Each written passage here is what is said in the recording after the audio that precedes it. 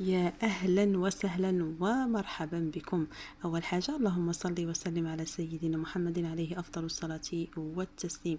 كما شفتوا في الفيديو وصفة مهمة جدا لإزالة الكرش والبطن. بزاف الناس اللي تعاني من هذا المشكل، لكن إن شاء الله مع هذه العشبة اللي راني جايبتها لكم راح تلقاو الحل وراح تتهناو من البطن نهائيا بإذن الله إن شاء الله.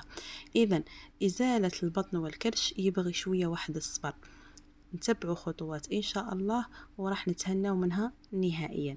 أول حاجة عندها أسباب متعددة، بزاف الناس اللي خارج البطن تاعه وخارج الكرش تاعه لعدة أسباب، من بينها انتفاخ في القولون على مستوى القولون، وهذا يهم الرجال والنساء. وكاين اللي عنده هرمونات مثل النساء يكون في البويضات والرحم، وكاين اللي عنده دهون زائدة على مستوى البطن والجوانب سواء للرجال والنساء. إذا هذا الفيديو يهم الرجال والنساء. والبطن، خروج البطن عنده أسباب متفرعة جدا، حاولت أنني نختصرها لكم ونختصر لكم هذه الأسباب بعشبة واحدة، وهي عشبة من العشب الممتازة، وهي السنامكي. سنامكي بزاف البنات اللي راح تلاحظوا أنها هي المهمة جدا في إزالة البطن. راح نفهمكم مليح على الطريقة الصحيحة والفعالة اللي تخليكم تتبعوها باش هكا ديروا إزالة للبطن في مدة قصيرة. وبزاف الناس اللي خطئوا في طريقة الاستعمال لذلك ما يتحصلوش على نتائج سريعة. فقط خلوكم مع لا فيديو وتبعوا لا فيديو مليح مليح. وقبل ما نبدا معكم خليكم تشتركوا في القناة وديروا الشير هكا باش نوصل معكم. إذا البنات نجو لطريقة الاستعمال. أول حاجة نمشو نشرو عشبة سنامكي من عند العطار، نأكد عليها دائما هاد الأمور تاع الأعشاب تتباع عند العطار. ونجيب مقدار اللي يناسبني أنا، مثلا 50 دينار جزائري أو 100 دينار جزائري كافية جدا. نجيبها نقيها ننزع منها الشوائب، من بعد كما شفتوني لاحظتوا انني غسلتها جيدا، طلقت عليها الماء خاطر البنات تلقوها عامره بالغبره. اذا نغسلها جيدا وندي لتر ونصف من الماء ونديرها تغلي على النار. من بعد كي تغلي نرمي العشبه نتاعي ونتركها دقيقه واحده ونطفي النار. من بعد نغطيها باش ديك الزيوت اللي تكون في العشبة لا تتطاير في الهواء.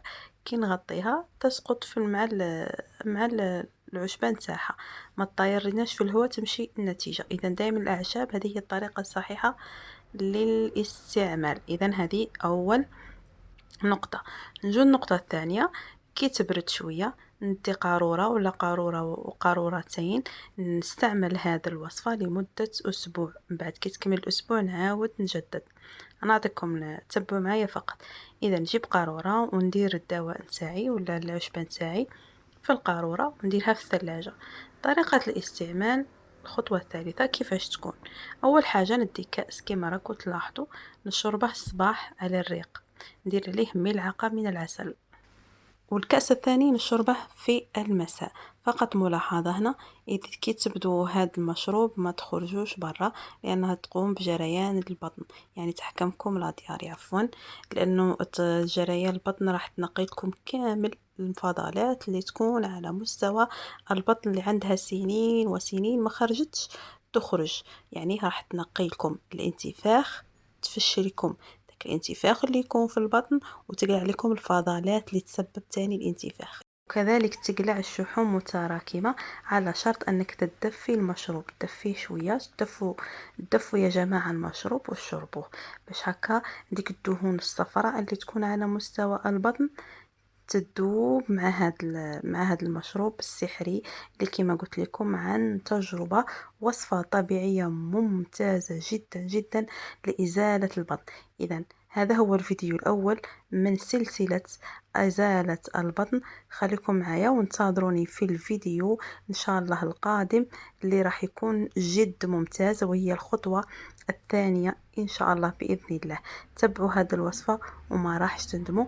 فقط كثروا الاشتراك والشير للقناة ونتلاقى معكم في فيديو جديد.